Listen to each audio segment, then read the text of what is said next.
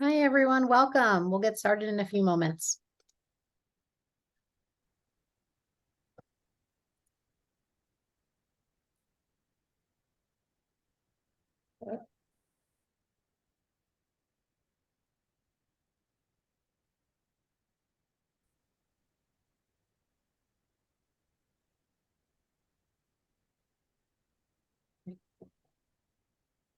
So I imagine we'll have a few more folks join in over the next few minutes, but Yossi, you okay if we get started? I want to be mindful of everyone's time. Yeah, absolutely. I will share screen and turn it over to you.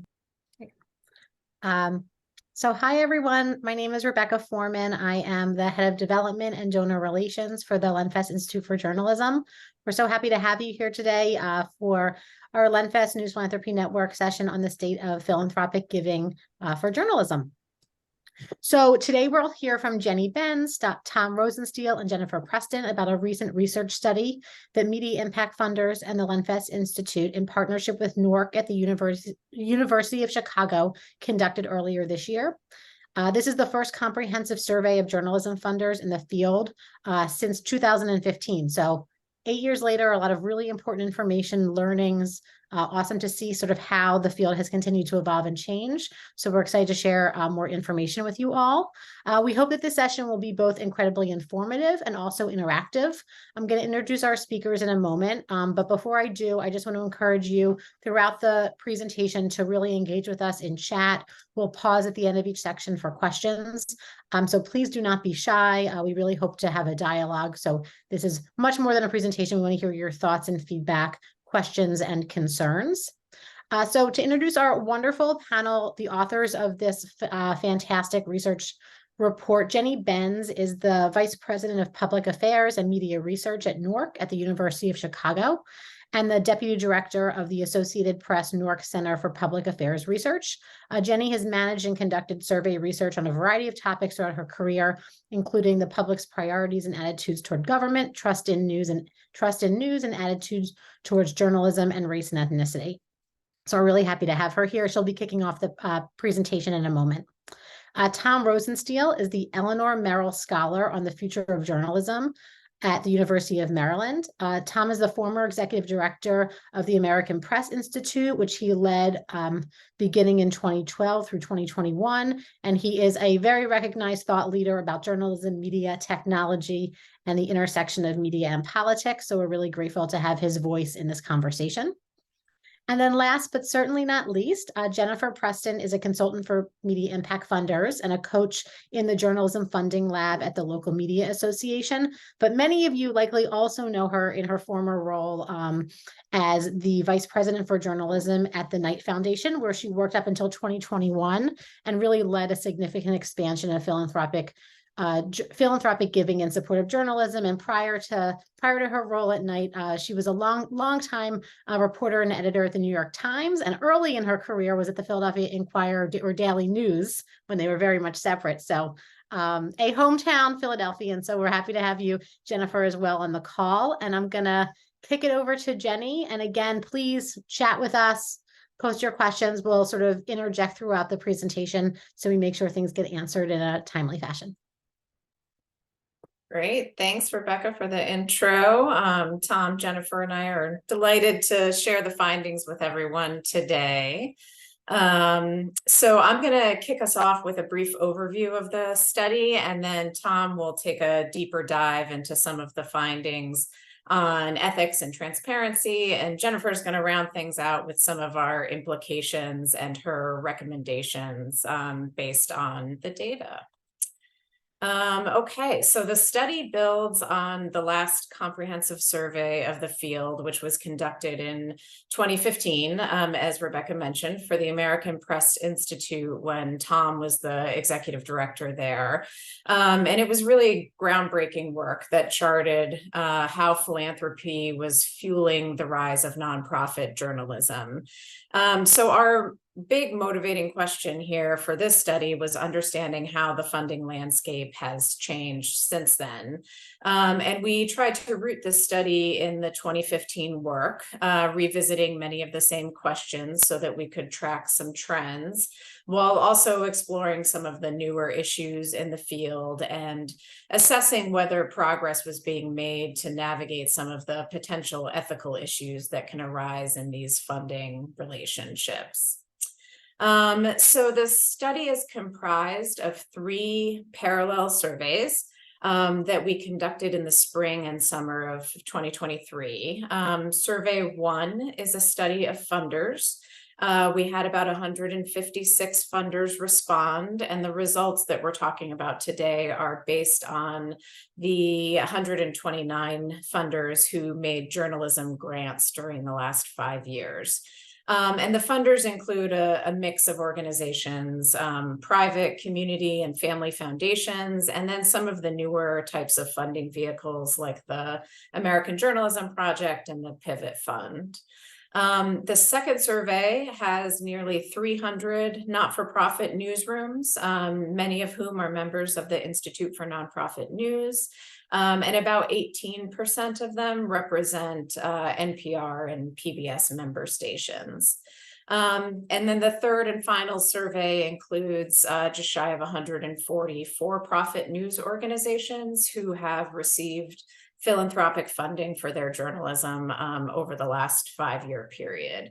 And we also want to give a big shout out and thank you to anybody in the audience who completed the survey and participated in the study this summer. So to kick us off, here are some of the key findings. We'll talk a little bit more in detail about each one of these on the following slides.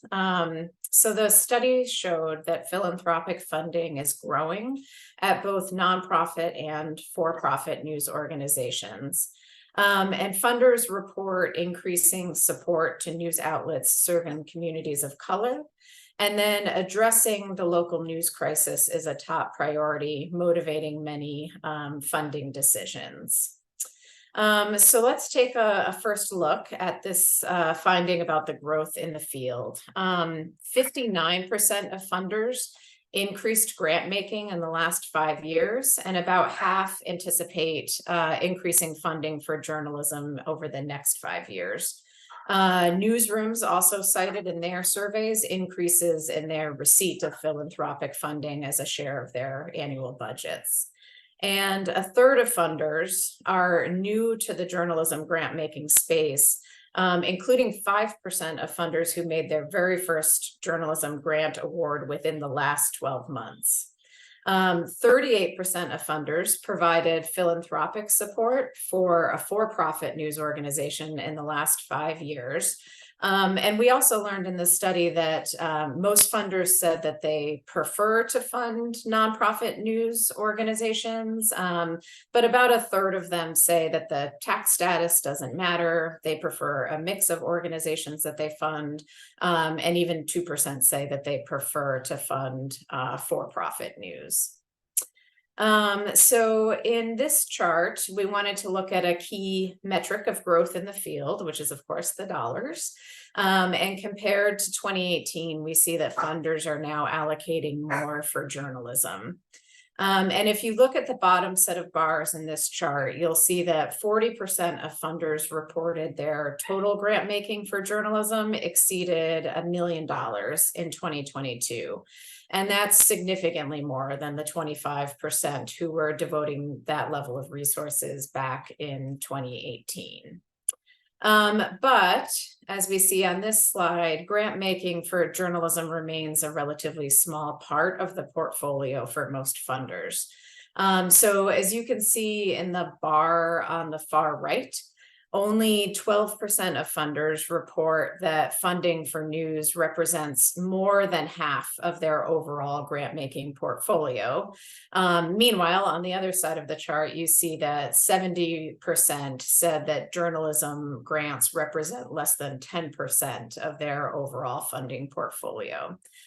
So this is an important reminder for grantees that journalism is not the primary focus area, nor is it the primary area of expertise for many funders. And that's an important data point to keep in mind as Tom talks about some of the ethical implications of this kind of work, and Jennifer gives recommendations moving forward.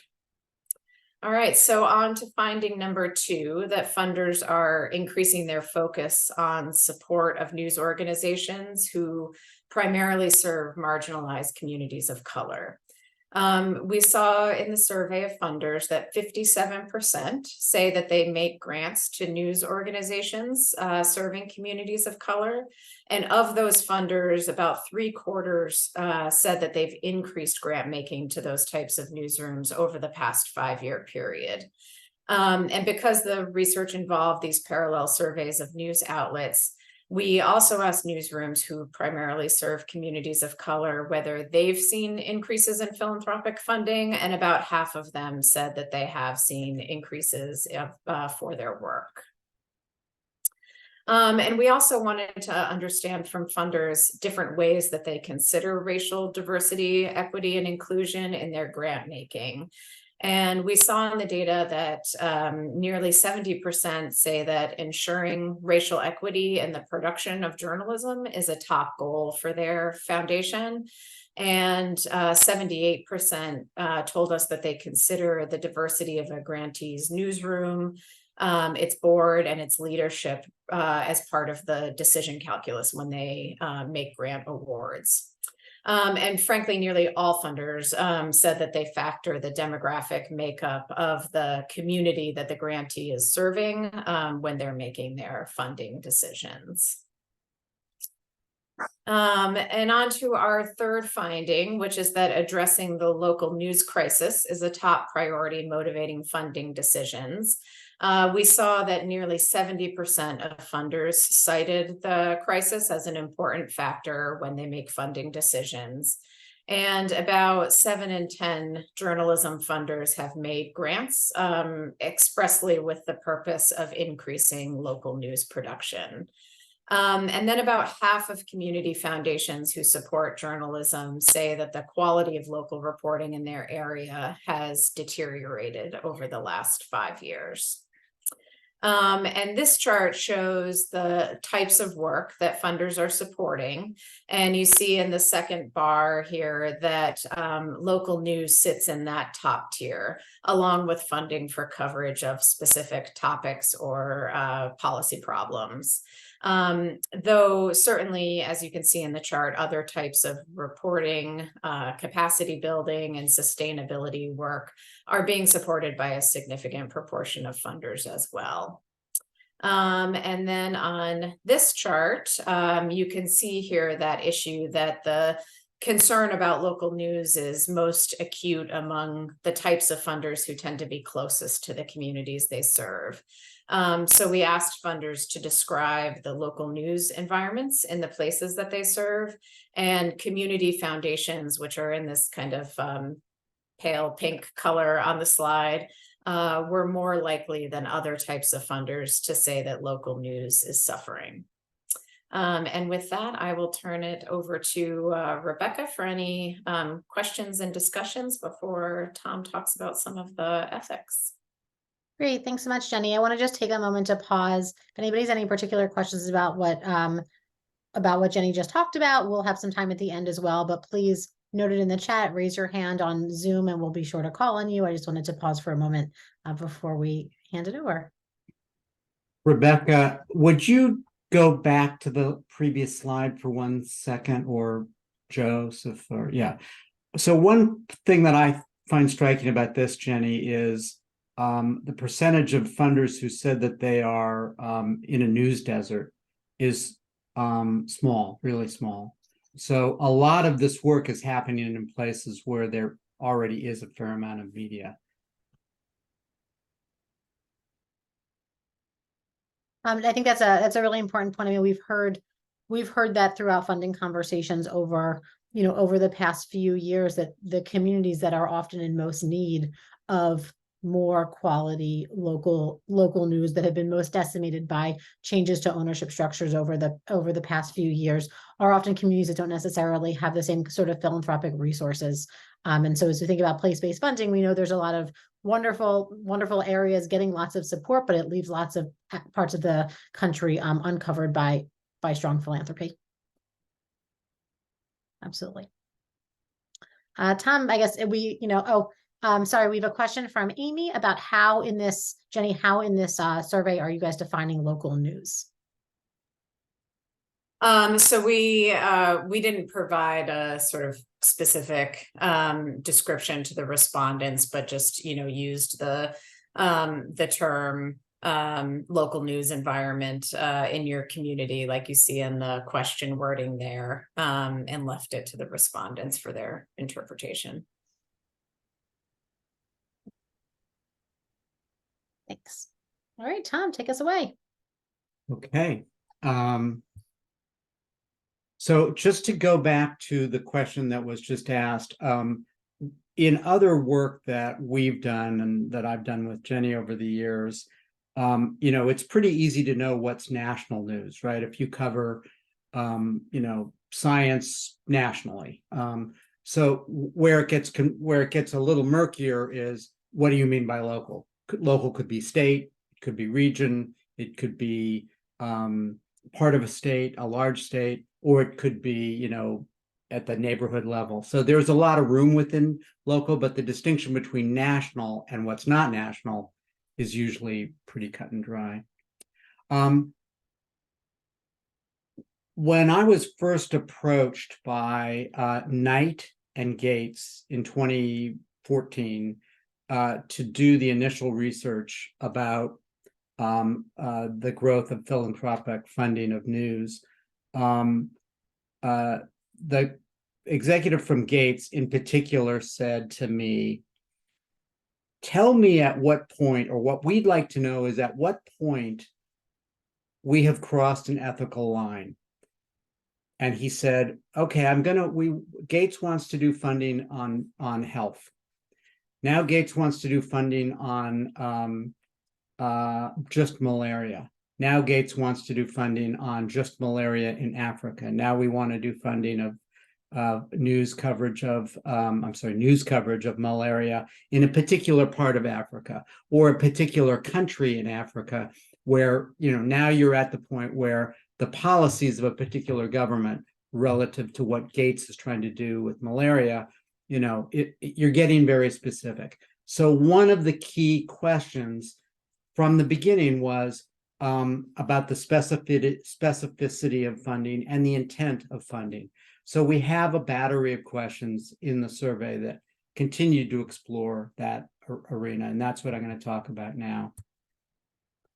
So one of the big issues that we found in 2015 is what was at that time an absence of guidelines. These nonprofits were new and they wanted money, and they didn't really have guidelines about who they take it from, nor did they have guidelines that they would give to funders about how do we protect our editorial independence. And we find in 8 years later, there's still some need for that. Guidelines are needed to navigate the potential and perceived conflicts of interest. A majority of funders, 57% of funders, donate to journalism on topics where they also do policy or advocacy work. So there's the potential for a conflict of interest there, if there aren't rules of the road about how whether the funder is doing certain things, influencing the coverage, et cetera. 64% of funders do not have written guidelines about their involvement in editorial content. So while they may not want to have any involvement in editorial content, there's nothing that they can point to say, no, we don't do that. You just have to sort of take our word for our good intentions. 23% of nonprofits told us that they make a case-by-case decision whether to accept funding for work for coverage of a topic when the funder is also engaged in that. Now that number is quite a bit smaller than it was 8 years ago. One of the big findings this year was the growth of nonprofits taking philanthropic money. But it's new for them, and there's a lot less experience and a lot fewer policies and written policies to protect those newsrooms. So, for instance, 86% of nonprofit newsrooms list some or all of their donors on their website. Fewer than half of the nonprofit newsrooms that get philanthropic money have that level of transparency or have any transparency. 68% of nonprofit newsrooms have a publicly available policy for disclosing donors. Only 14% of the nonprofit newsrooms that are now taking philanthropic money have such policies. So it's it's great, they're getting money, but they haven't actually worked through, wait a second, how do we explain what we're doing to the public about this? Funder input about editorial content is rare. It's really rare, and it was rare. It was relatively rare even 8 years ago. 70% of newsrooms say they never make editorial changes based on funder input. That's up from 51% in 2015.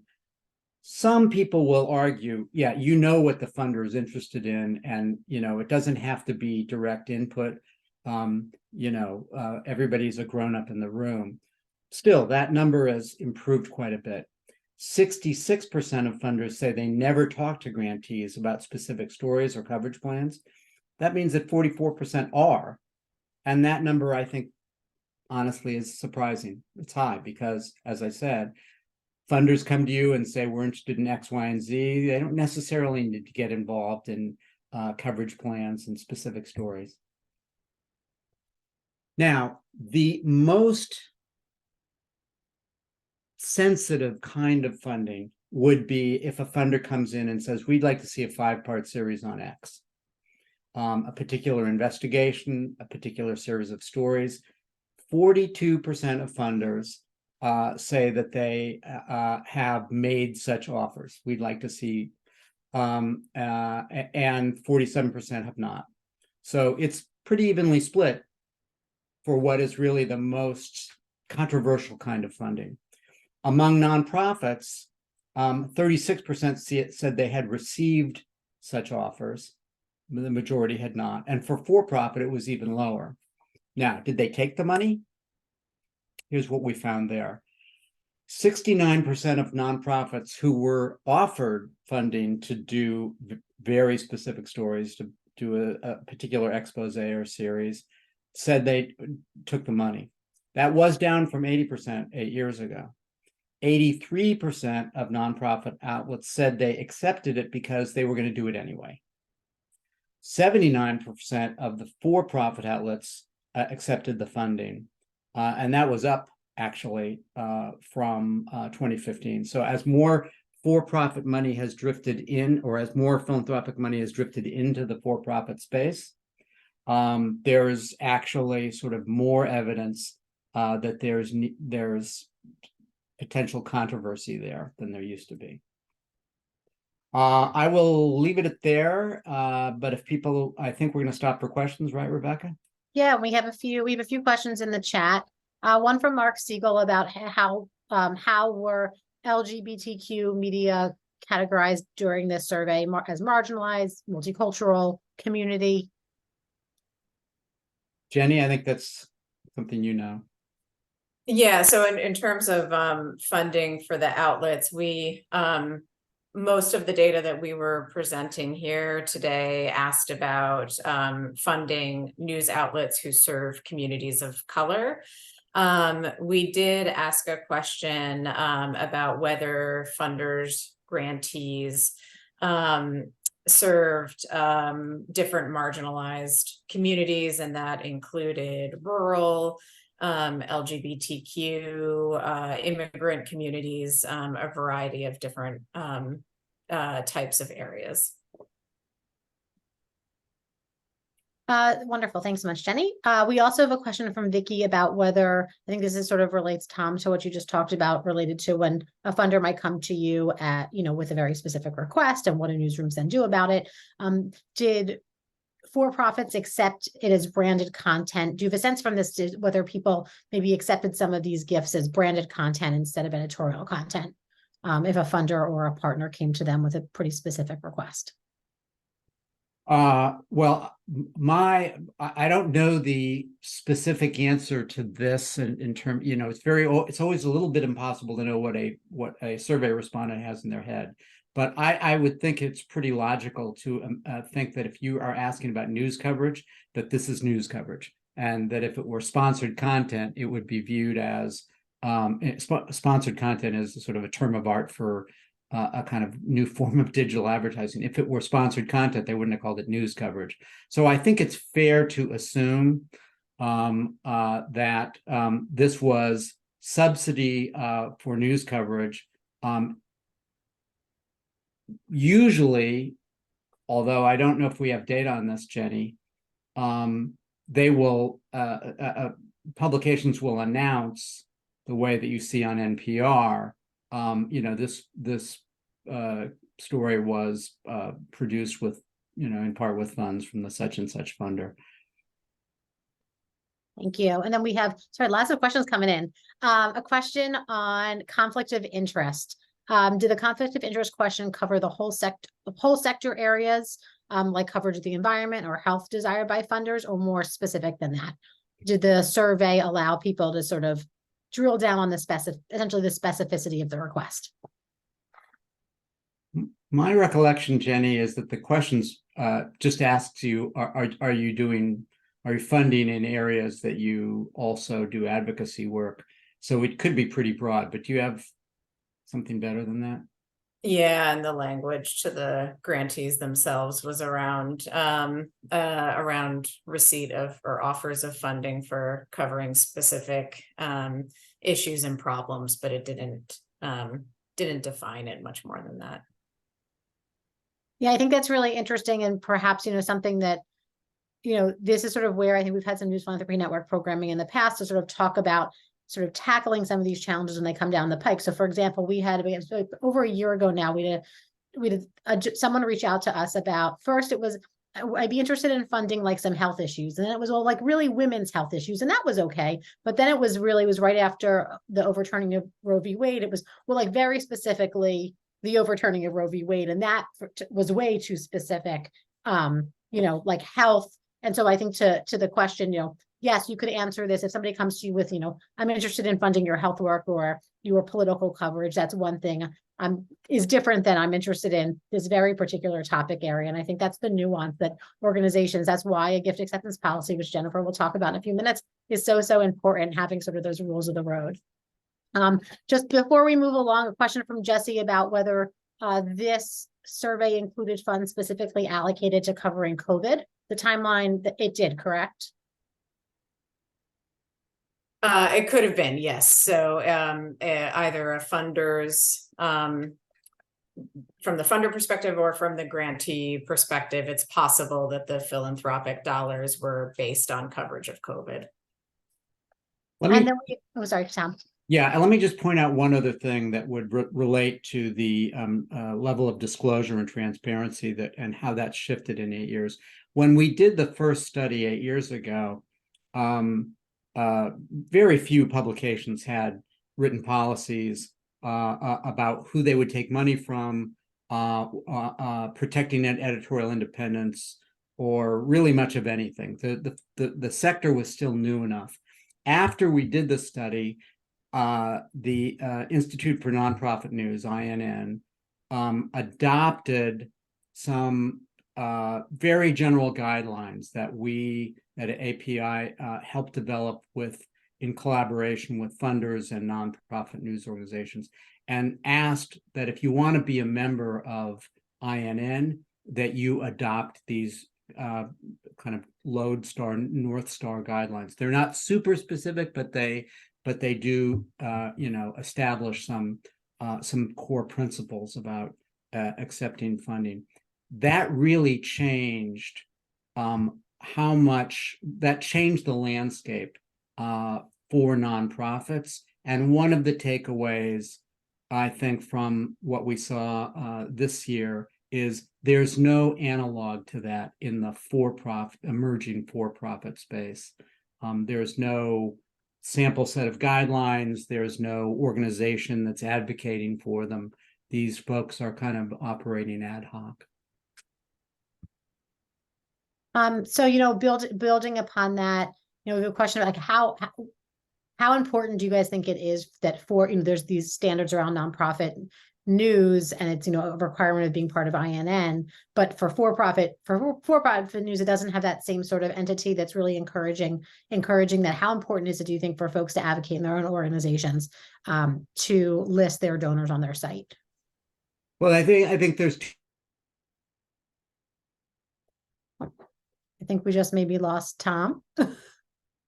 I will share really quickly. There are some great examples of this. So at the Lenfest Institute, we raise money. We are the nonprofit owner of the Philadelphia Inquirer. So much of the money, a lot of the money we raise here in Philadelphia is donors have directed it to them, oftentimes for editorial projects. If you see an iTeam article at the end of the iTeam article, there's a disclosure that references that this was supported by donations, and folks can click on our website to see a list of all our supporters. We list every supporter that gives $2,500 or more on our website.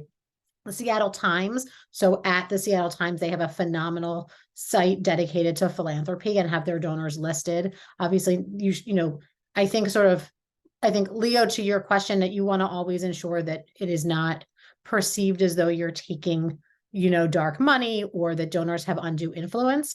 And a great way to ensure that happens is just to be super transparent, whether it's on individual articles, if editorial content is funded, or just on a landing page. The other thing that I think is important to note is that when you share the list of your donors, it also signals to the community that, hey, this is a place I can philanthropically invest. So I would try to think about it from both angles. It's both disclosure, but it's also a way to attract new support to your mission and cause. I think we might still be without Tom. If he's still off, Jennifer will move along, and then we can touch on some of these questions toward the end.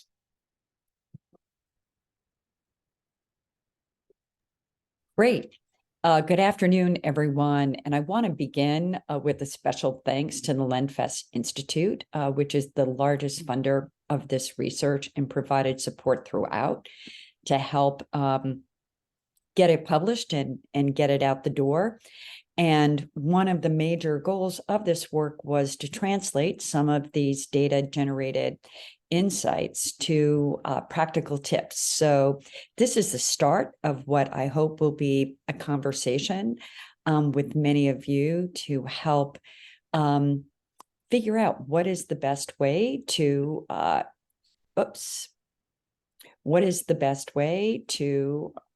here we go, to use the research findings to bring more philanthropic dollars to your organizations, and also to help avoid some of the tricky potential conflicts of interest. There's a lot of text on these slides. I'm just going to talk about a couple of points on each slide, but I wanted you to be able to, and Yossi's going to make the slides available in case you might find this information helpful later. One of the most important things that we found in the research, as Jenny shared, was a commitment by funders to journalistic excellence, editorial independence, and serving existing new and serving organizations that are producing journalism for historically represented communities. On the slide that showed what funders are funding, the third item is community engagement. Community engagement. So more than 50% of funders said that they supported projects that included or incorporated civic and community engagement. So I think that's an important element for all of us as we bring our pitches to funders to consider. Go ahead and ask for dollars to support operational needs, from fundraising to technology. That was also ranked high among the areas where funders said they were putting philanthropic dollars. And also, when you're thinking about your verticals, when looking for funding, I know single topic newsrooms right now are trying to figure out, for example, how they might fit into the press forward frameworks. There's lots of great opportunities to consider what might be local funders for your single topics.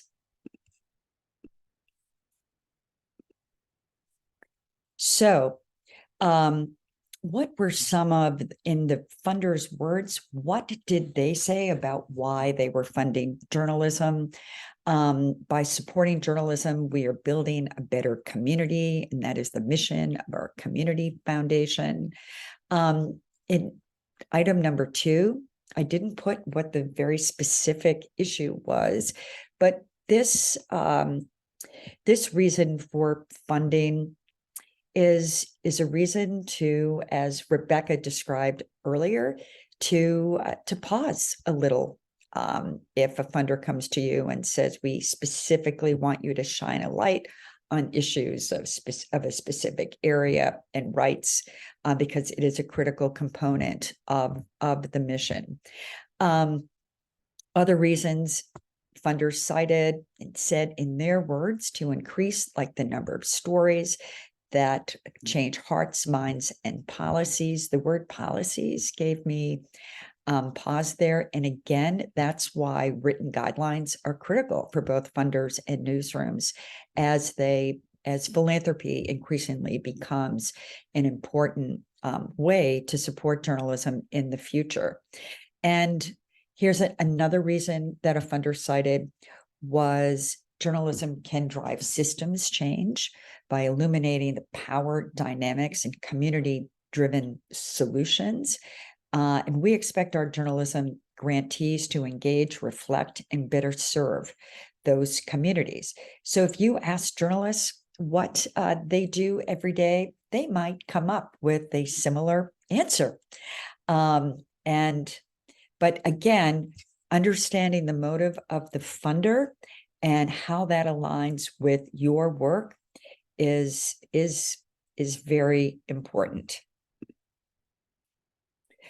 So what are some of the best practices that you might adopt to, based on these research findings? The 2017 American Press Institute guidelines that Tom referenced and INN's community guidelines are excellent, and they can be modified for for-profit news organizations as well. And I'm sure that there will be opportunities for all of us through Lenfest and through other organizations to help provide more clarity for for-profit news organizations moving forward. So some of the table stakes, some of the basics here: make public the names of the donors. As Rebecca said, you get a bonus. You use it as an opportunity to thank your donors too. And disclose the written guidelines, your written guidelines on donor transparencies, your ethics policies, your mission statement, your conflict of interest policies, and your overall fundraising policies. Disclose those guidelines and your policies on your website and in your annual report. Oh, annual report, you say? What annual report? I see Rebecca smiling.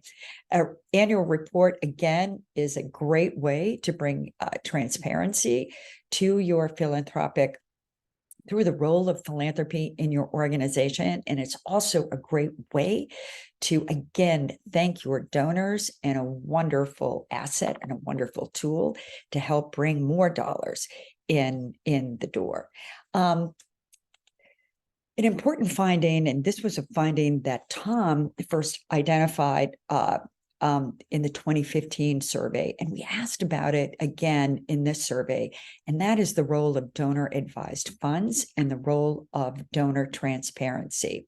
One of the things that is important in the culture of philanthropy, making an anonymous donation is often considered to be of showing the highest respect to the organization, that it's often donors who don't want their name on a building, don't want something named after them. They just want to be able to quietly provide organizations that they think are important. But it's okay to explain to donors why transparency is important and how critical it is to help ensure public trust. So most donors, once you frame it for them that way, we found will agree. So best practices on regarding donor influence: adopt the best practices and written guidelines that, again, were produced in 2017 by the American Press Institute and INN. I've carefully reviewed them. Yes, some tweaks and updates are required, but they were really well done, and they make it crystal clear what both funders and newsrooms need to do and should do to ensure editorial independence. Do not, this is rule number one, do not relinquish legal and ethical responsibilities to funders or the public.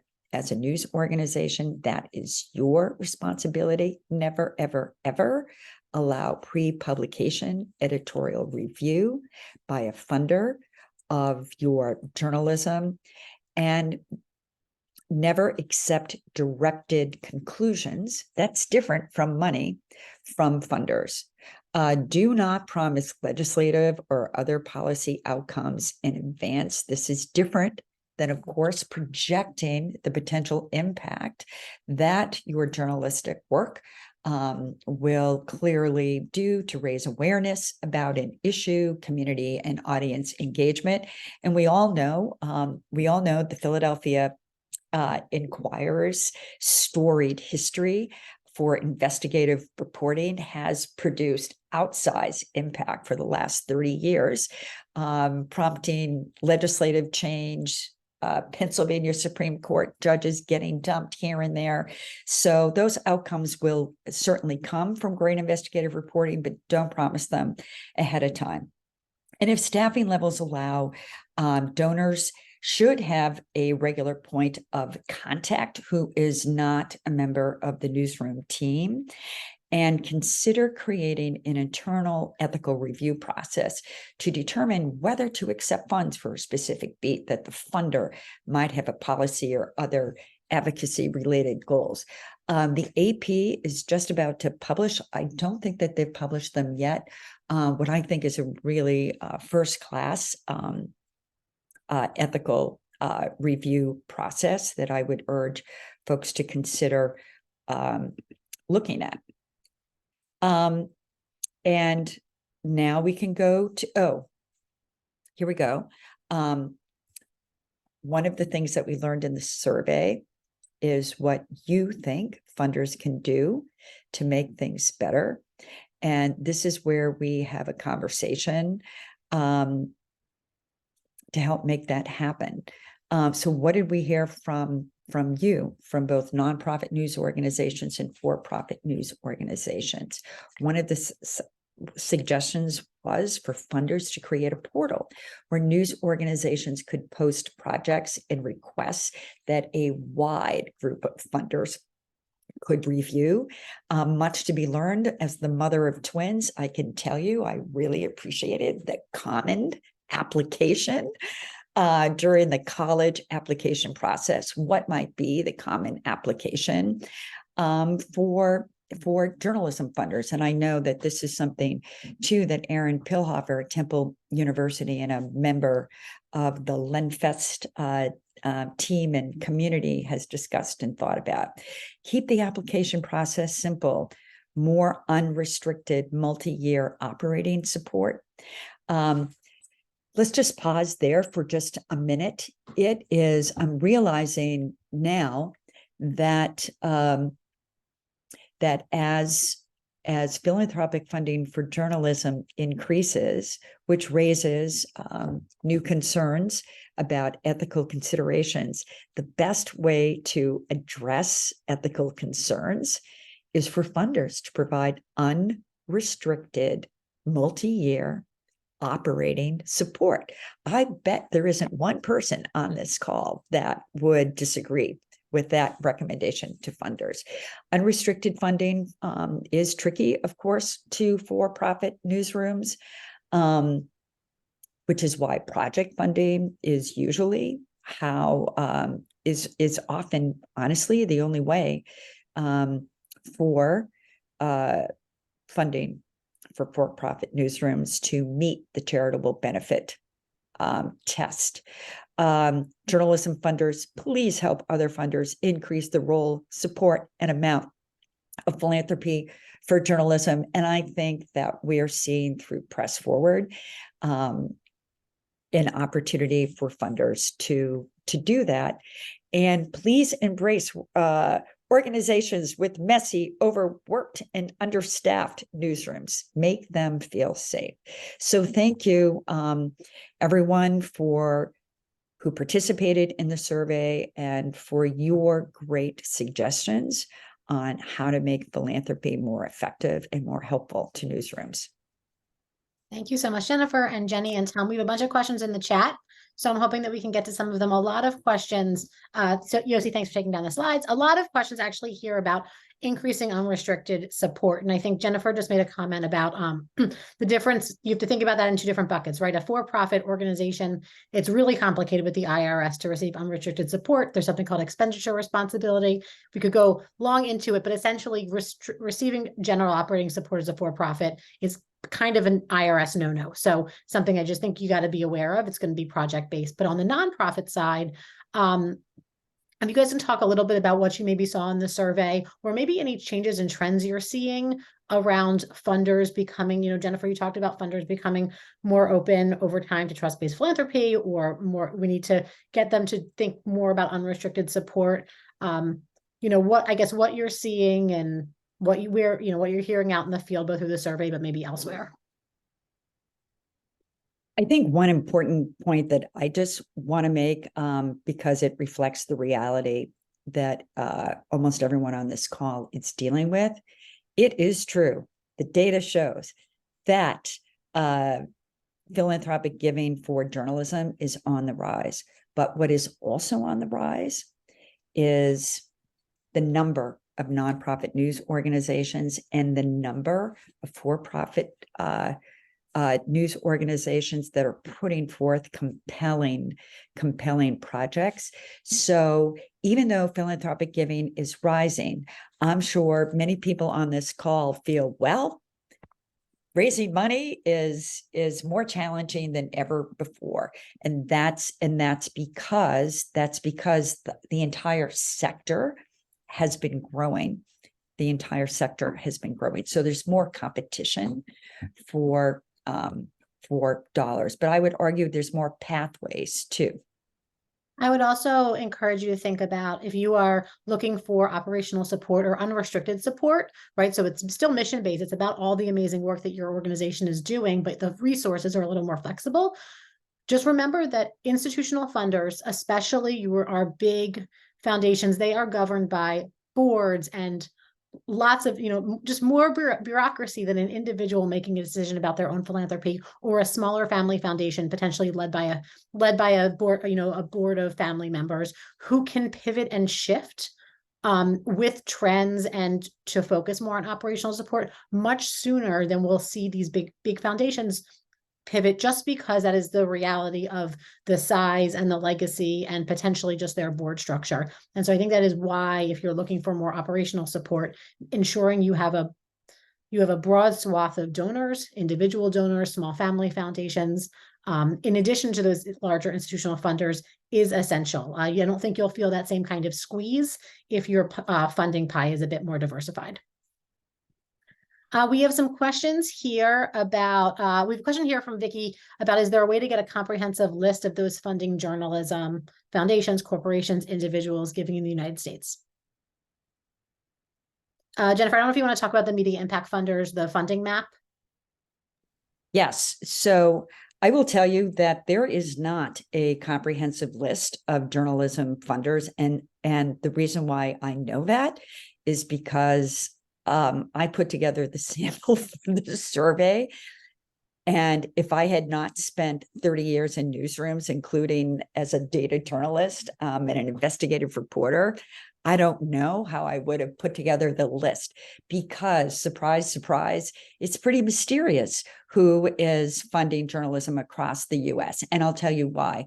There's no NTEE code for journalism within the IRS. So what does that mean?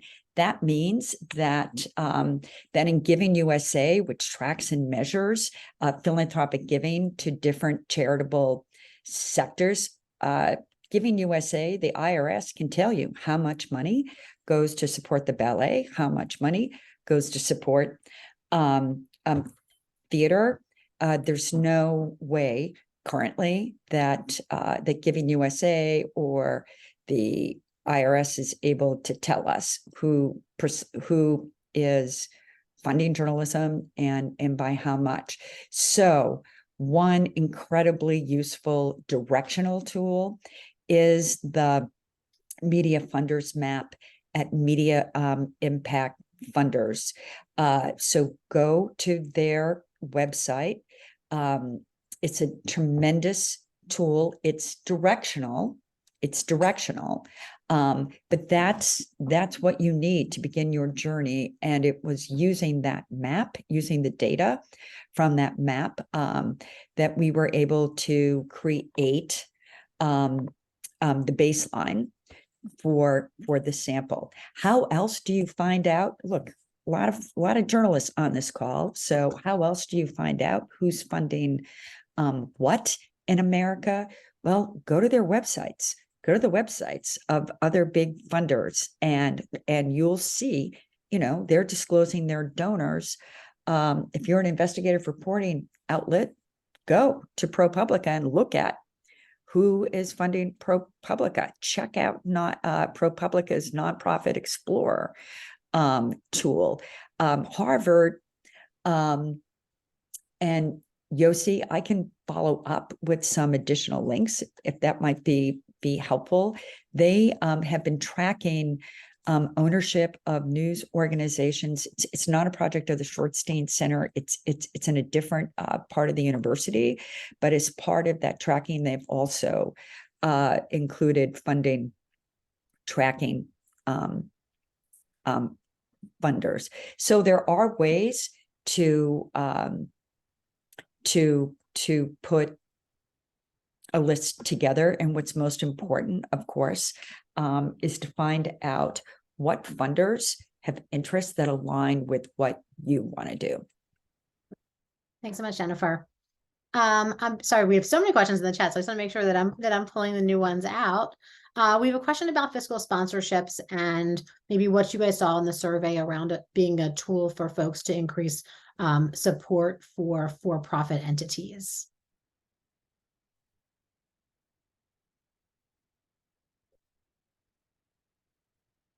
I know there were, I would imagine, although I don't know if the report was really explicit, but Jenny, do you know the folks funding the foundations that said they fund for profits, did they reference whether that was through a fiscal sponsorship or not?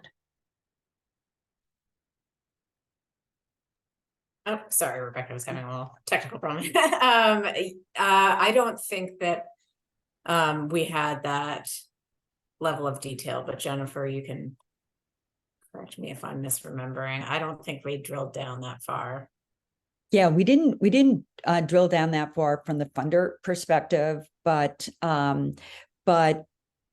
different for-profit organizations shared with us the many different pathways, and this is what's really important, and something we make very clear in our work with the Lab for Journalism funding at the local media association. There are many different pathways for for-profit news organizations that are producing journalism in the public interest for and with their community.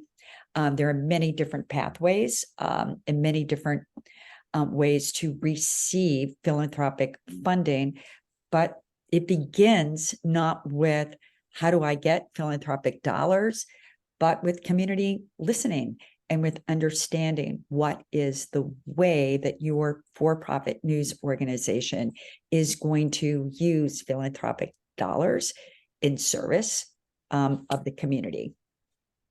So that I would just add, that's sorry. Sorry, my computer crashed. I had to run down to another computer. I would just add that this survey was pretty practicological. If you were a funder or a nonprofit, there were a lot of questions, were super detailed. We hit some broad highlights in this presentation. I encourage you to go look at the top line, which is a fast way of understanding what's there and what's not. Even though I have spent thousands of hours in my life writing reports, I always go to the top line first to understand what's really there. Great. As we approach the end of time, I just wanted to, first of all, thank everyone for your involvement and your chats. And when we send out the follow-up, we will include, I believe Jennifer and Tom and Jenny's email addresses are in the deck. So, if you have more questions about the survey, if there's an aspect of the survey you'd like us to dig into more deeply as part of our News Philanthropy Network program, please do let us know if there's something that really strikes you. Like I want to do a deep dive or a bit of a community chat on that. We are always looking for that feedback. So just want to thank you for joining us today. I hope you found the presentation engaging and informative. As I mentioned, we'll be sharing a recording. We can include the link to the Media Impact Funders site as well, their map that Yossi also put in the chat, so you can grab it there before you jump off. But I wanted to encourage you as we approach the end of 2023. I know it is an incredibly busy time for those of us on the fundraising side right now. But on Thursday, December 7th at 1 p.m. Eastern Standard Time, I hope you will join us for an open-ended discussion with fellow development professionals to chat about the status of year-end fundraising. It's an opportunity to support each other. My superb colleagues, Jeff and Yossi, will be leading this conversation and discussion. They have been pulling down some interesting donation appeals. So it's really going to be an opportunity to get together, put our heads together, talk about what's working, what's not, ideas to help get you from December 7th to December 31st. So I hope you will join us for that next week. And before we sign off, Yossi, is there anything else? No, thank you, Rebecca. Thank you, Jenny, Jennifer, and Tom. This was really outstanding and a great conversation. We'll follow up either tomorrow or early next week with a link to the recording, slides, and additional resources. So much more to come, and much more to come in 2024. So stay tuned to your email inboxes for more. Thank you so much. Thank you all. Enjoy the rest of your day. Thanks, everyone.